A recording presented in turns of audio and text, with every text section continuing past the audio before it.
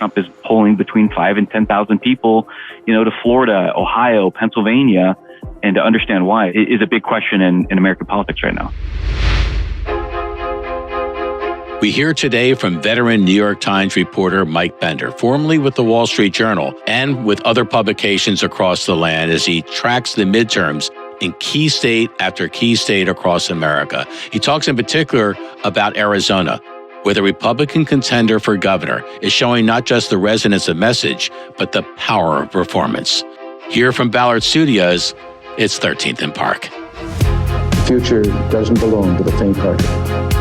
There is not a liberal America and a conservative America. There is the United States of America. We will make America strong again. We will get through this together. I can hear you. The rest of the world hears you. And the people who knock these buildings down will hear all of us soon. We're pleased to be joined today by Michael Bender. He's a political correspondent for the New York Times and the author of Frankly, We Did Win This Election, the inside story of how Trump lost. He joined the New York Times in 2022 from the Wall Street Journal, where he was senior White House reporter. Michael spent the first 15 years of his career at newspapers in Ohio, Colorado, and Florida. He's a Cleveland native and a graduate of the Ohio State University. He lives in Washington with his wife and 2 daughters, and his wife, Ashley Parker, is the White House reporter for the Washington Post. Michael, great to have you with us. Thanks for joining us. Hey, good to see you guys. Thanks for having me. Yeah. So your book, obviously we have to talk about your book. It's been very successful, New York Times bestseller. There have been a lot of books written about the presidency of Donald Trump. You focused on the 2020 election, which took place during a pandemic. We had a very interesting Democratic primary. Joe Biden lost the first 3 primaries and becomes the nominee of the party. Really interesting time. But from that, all the reporting you did for that book and the writing on the book, I'm curious, what about, after you finished writing it, what about the 2020 election did you feel was the most typical of that year, emblematic of what happened that year, and especially with how President Trump ran his reelection and lost his reelection campaign? Yeah, it's a good question. Happy to talk about the book, which is out in paperback just this last month at all the fine booksellers, including those in Tallahassee. And my book kind of walks through, I think what I tried to do, there's a pantheon of Trump books, right? I mean, you can fill an entire library with a number of books that have been written about Donald Trump over the course of his 70 plus years, right? I think what sets mine apart from, I think, all of those is as I try to do 3 things. I went behind the scenes in the White House that last year in office. Mine was the first one to kind of flush out the pushback from Trump's generals. It goes under the hood of the reelection campaign, right? A campaign that spent twice as much as it did in 2016 to a very different result, and try to unpack some of those reasons why. And a big piece of that, I think, is, they were rebuilding that campaign in the final months, in the final couple months of that race, almost from scratch. The digital operation was stripped down to its studs, and the messaging was kind of all over the place for those last few weeks. And then finally, what I did, the sort of third leg of the stool that in the book is the Trump supporters, and how I sort of illustrated this was I effectively embedded with a group of rally goers. These are who call themselves the front row Joes. These are the folks who go to 40, 50, 60 rallies, or had at that point in 2020. It's higher now, to kind of understand them as people and understand why they kept coming back to the show, which it is, it's somewhere, a Trump rally, which I will have to acknowledge for your listeners. I've also been to 40, 50, 60 rallies myself. There's somewhere between a tent revival and a Rolling Stones concert. And they bring that kind of energy. And I spent a lot of times with these folks trying to figure out why they wanted to keep coming back to see the same show over and over again, what it was about Trump, what it was about them. And, I think that question is still relevant now, is still important now to understand, as Trump is polling between 5 and 10,000 people, to Florida, Ohio, Pennsylvania, despite, getting impeached a second time, right? I mean, having some very clear connections to the January 6th riots, to the multiple investigations, however you want to characterize them, he's still drawing huge crowds. And to understand why is a big question in American politics right now. Yeah, and I even saw in a recent poll, he's leading Joe Biden in a head-to-head matchup by 2 points within the margin of error for the 2024 election. So, first of all, I think since you've talked about front row Joes and you've been to 50 of these rallies, you are now a front row Joe. You might not like that, but you're now associate. No. I'm definitely an honorary. You're an honorary member. Yeah. You're writing a lot, obviously, about the midterms now. I want to focus on one article in particular you wrote recently about the deliberations within the Trump team about whether or not to invest in television and or digital ads behind some of the target U.S. Senate races, specifically, I think, in Georgia and Pennsylvania, understanding, as you do, that fair or not, this midterm election is in some fashion a referendum on the former president, especially those who he mightily supported in the primary.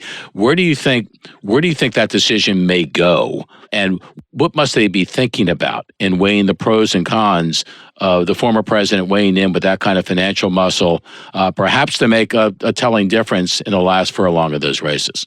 Yeah, it's just sort of indicative of what a fascinating midterm election year this is. That the idea that this could be a referendum on a former president is pretty wild.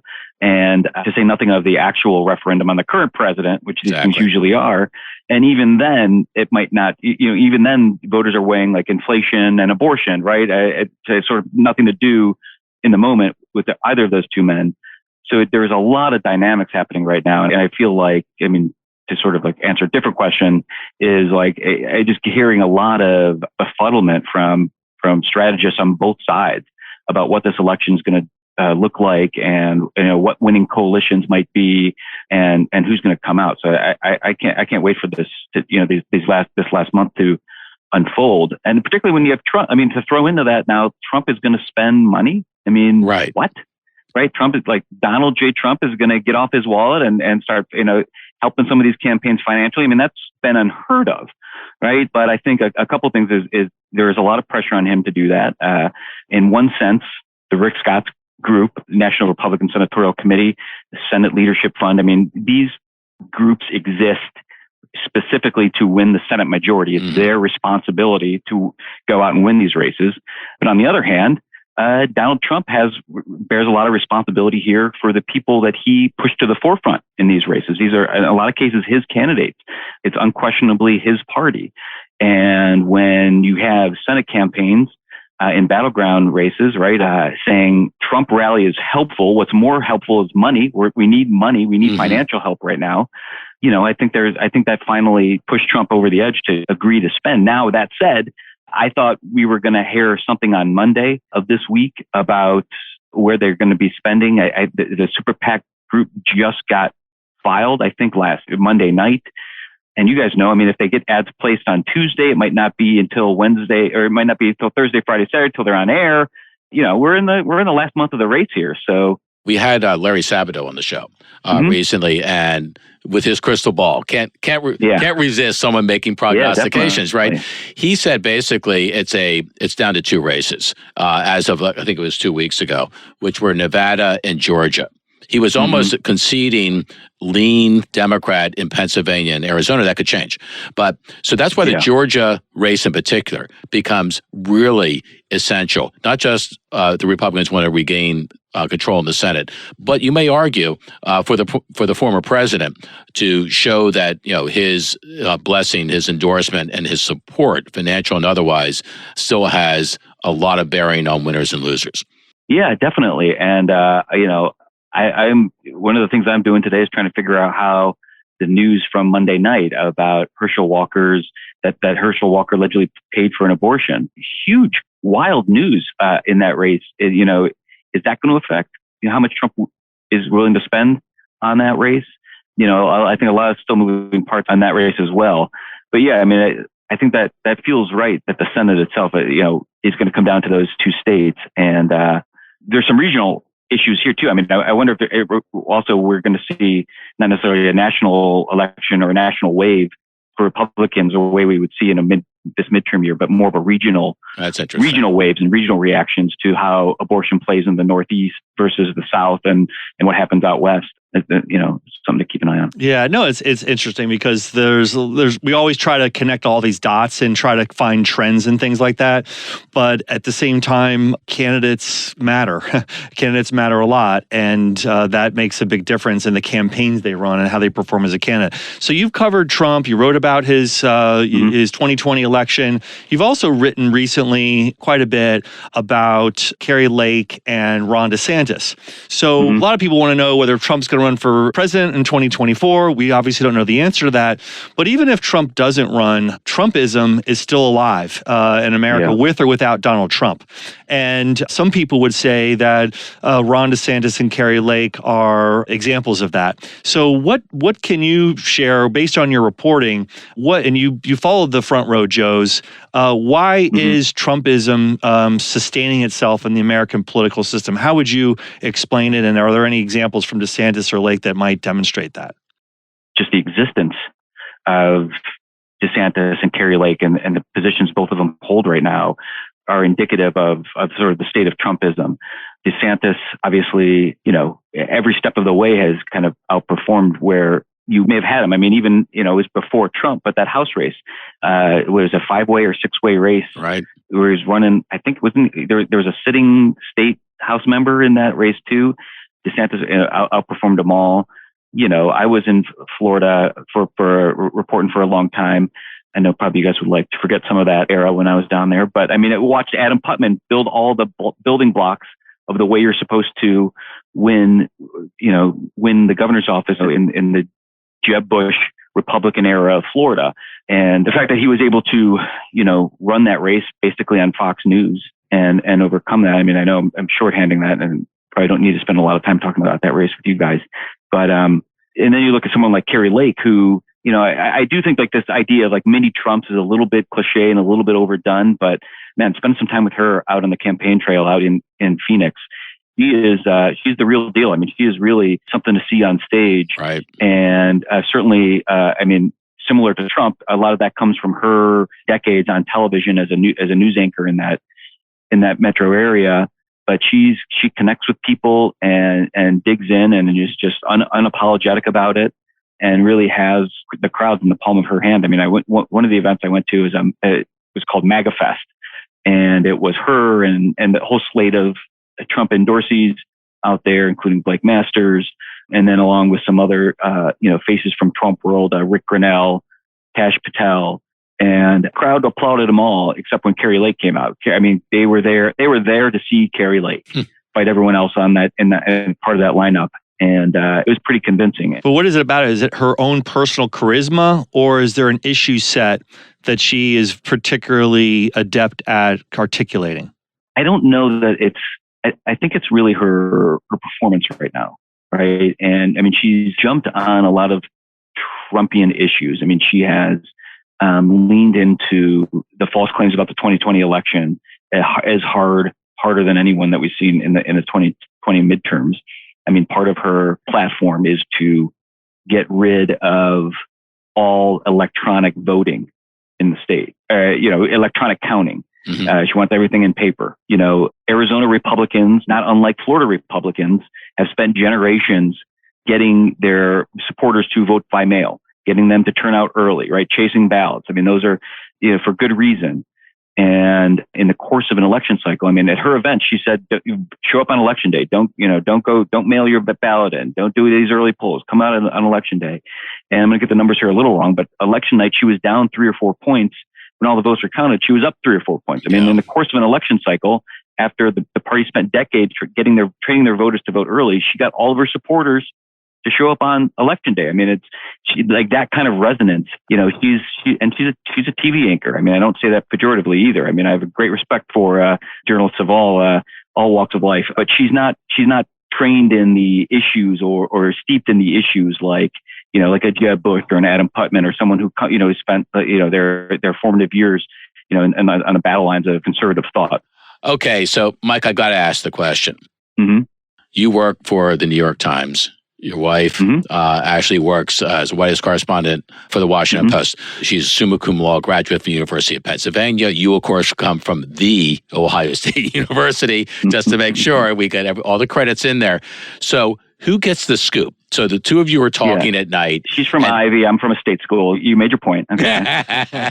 So who, now this is a very political answer, of course, Mike, for you, as it relates to Ashley. You talk a lot about all these current events. Is there ever a sense of, gosh, I think she's on a good beat here and she's going to get that story? Is there ever a sense of you're kind of in the same space? And how do you deal with that as a reporter and as a husband? Yeah. How long do we have? It's great. I mean, we met when we were both covering Jeb Bush's presidential campaign. We got married when Trump was in office. The quick story about that is it was on Air Force One. Someone told Trump that we were getting married on the same day, calendar day, that he had announced his presidential campaign in 2015. And so he turned to Ashley and said, "Oh, you did that on purpose? You're doing that on purpose?" And she said, "Well, it's a very important day. That's true." And he said, "Yeah, but you're doing that on purpose, right?" And he gave her a Sharpie with his name on it. So my point being, we've been competing against each other for a long time. I will say in the Trump White House, there was so much news happening on a given day. And at the time I was at the Wall Street Journal, which covered the Trump administration just differently enough from the Washington Post that there was usually more than enough news to go around, and we weren't normally on the same stories. But there were times when we were, and you list off Ashley's credentials there. I was on the short end of that stick more times than I would like to admit, and more times than I will admit to my editors. Yeah, I mean, I'm thinking about one time in particular. We were both chasing Rex Tillerson. I remember she walked in the house that night, and she looked at me and said, "I have to work tonight, so I'm just going to go upstairs and make some calls." And I looked at her and said, "Well, I have to work tonight, so I'm going to stay downstairs and make some calls." And that story ends with her in Sarah Sanders' office at the White House. And Sarah Sanders is the press secretary at the time saying, "Are you going to post the story? Are you going to post the story? You have to go now. You have to go now. My phone is blowing up. I can't get rid of this reporter. I can't hold him off for too long." And she says, "Well, who the hell is that blowing you up?" And she's looked at her and said, "Well, it's your husband." And so, yeah. Wow. Okay. What a story. Mike, you just passed the spousal test. You did very well there with that. Well done. I'm very lucky. I feel very lucky. Yeah, she's a great partner, a great editor, a great friend. Yeah, that's wonderful. And thanks for sharing that personal anecdote. Final question, then we're going to wrap up, is, you've been a journalist for many, many years, work at the top news organizations in the country. What's changed in the job of reporting? And has it changed for the better or for the worse in the time that you've been a journalist? Well, I've had some, success going from outlet to outlet. So I'm going to say the New York Times is better for hiring me. Smart move. But, it's different, I mean, I graduated Ohio State in 2000, which doesn't feel as long ago as it was, but it really was. I was kind of like the last, I think, of a generation of journalists who, my first job, full-time job, was the Grand Junction Daily Sentinel in Western Colorado. Went to a 30,000 circulation paper and covered county government and local politics before doing state politics and coming on to Florida. To the Palm Beach Post and St. Pete Times, which became the Tampa Bay Times while I was there. I didn't know anything. I mean, I had done the college paper and an internship and stuff, but I learned so much in being able to do all the different things and write about. The most important lesson for me was writing about people who I had to be accountable to the next day, who I would see, in the community, at the bank or in the grocery store or at the county commission desk the next morning, and be able to look in the eye and tell them why I wrote what I did or why, made that decision. And accountability that I don't think is necessarily inherent when you're writing for, some of the, web-based startups that, that are kind of the starting ground in a lot of ways today. And that was invaluable to me, but I don't know that I could look someone in the eye and tell them, a 20-year-old coming out of Florida State or University of Florida and tell them to take that job in Grand Junction or whatever, Cincinnati Enquirer or something like that. I think it's a job you do because you love it and you want to do it. So I would, tell people now, go where you want to be. If you want to, if you want to be out west, if you want to be in the city, if you want to be up northeast or in Florida, go somewhere where you enjoy, and then and want to be, and the rest will come with it. How we learn that accountability in this profession and how we teach it, and I think that's a big change. In the 24, 25 years I've been doing this now. That's great. I want to close this by saying best-selling author, reporter for the New York Times, an honorary member of the Front Row Joes. I think we've now established that, and a tremendously skilled husband as he addressed his relationship with his spouse, Ashley. Thank you so much for joining us. Godspeed in the midterms. We look forward to reading your insights moving ahead. Yeah, no, I appreciate you guys having on. This is great. It was really fun. Good to talk politics with you. And I won't, I'm not even upset you had Caputo on before you had me. So, well, yeah, thanks for not holding that against us. Right. Thanks again. Okay. Thanks again, Mike. Thanks a lot. All right. Take care. He's in a very interesting place. I mean, he's worked in all sorts of media outlets in Florida, Daytona, across the country, and now, of course, more recently, the Wall Street Journal and the New York Times.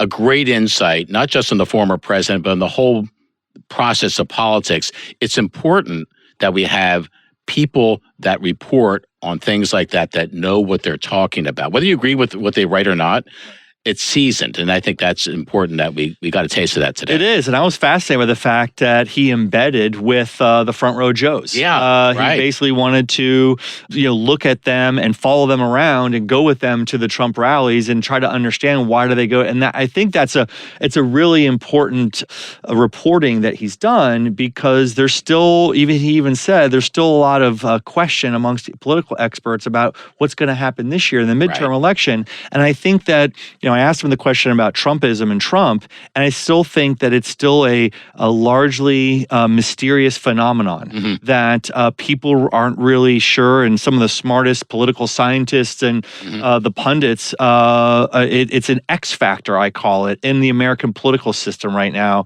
where it's not a traditional analysis that you can apply to our political system because of Trumpism. When he talked about the gubernatorial contender in Arizona, right, and how powerful she is as a communicator. That's really what he's saying. And from her media background, that makes it a little bit easier. That's one of the missing stories here, because I would even go back to 21 in Virginia, when Glenn Youngkin, I thought, was a tremendous communicator. There's something about him that felt real and natural. And I think that was a big part of his success in winning that election. I think that Lake in Arizona is treading on the same ground.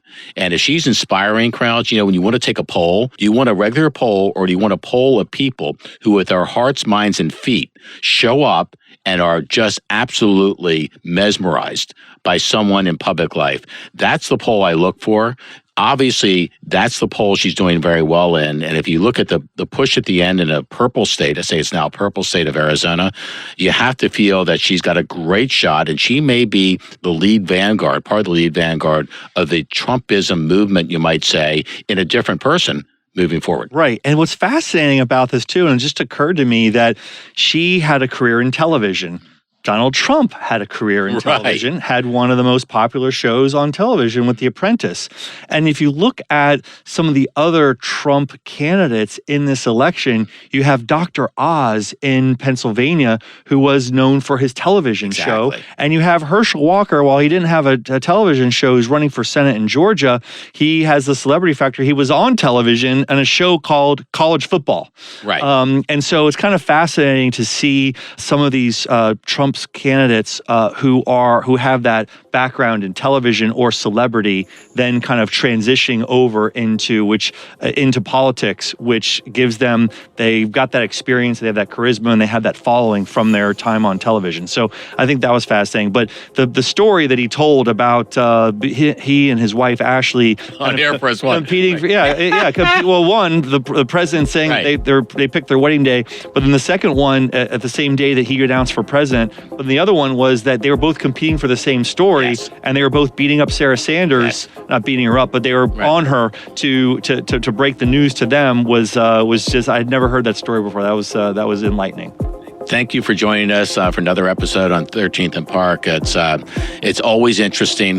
The guests themselves really have illuminated and informed, and inspired us to keep going. This is our second series, our 8th episode, actually, today. And we're almost to 10. I'm counting. Yeah, we got more good episodes to come, and thanks for listening.